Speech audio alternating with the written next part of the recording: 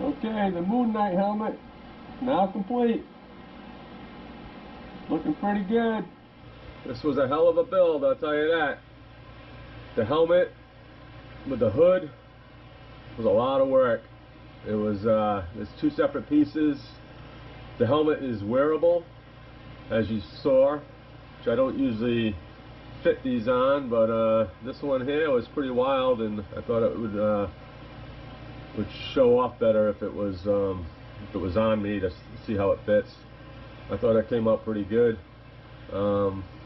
Halloween's around the corner, right? You never know. Might be Moon Knight walking around out there. But yeah, I got the LED eyes in them, and a little capacitive light sensor here, just to the touch. So you can turn his eyes on and off. You know, he's got the weathered look, best I could get here.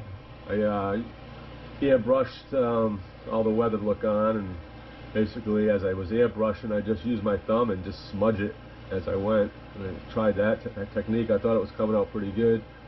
And of course, you know, Moon Knight wouldn't be complete without the without his crescent dot, which is pretty cool. So that came out pretty nice too. A lot of detail.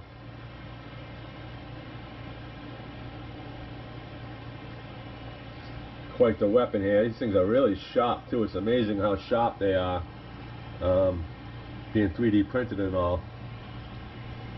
But you know, the stand come out good. So that was just a little extra to this, and I think they go well together. And again, I did the 3D printed stand for the helmet as well. So I don't know what I'm going to do after this.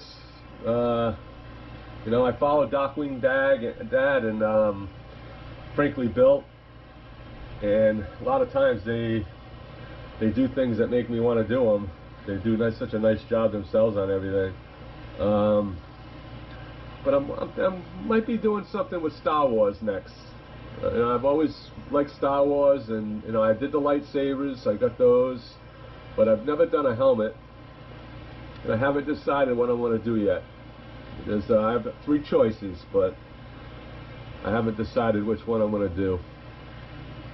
But yeah, this one was a lot of fun. It was a lot of work, but it was a lot of fun. It's like really, really cool. But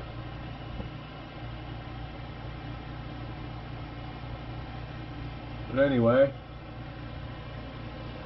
until the next one, Falcon out.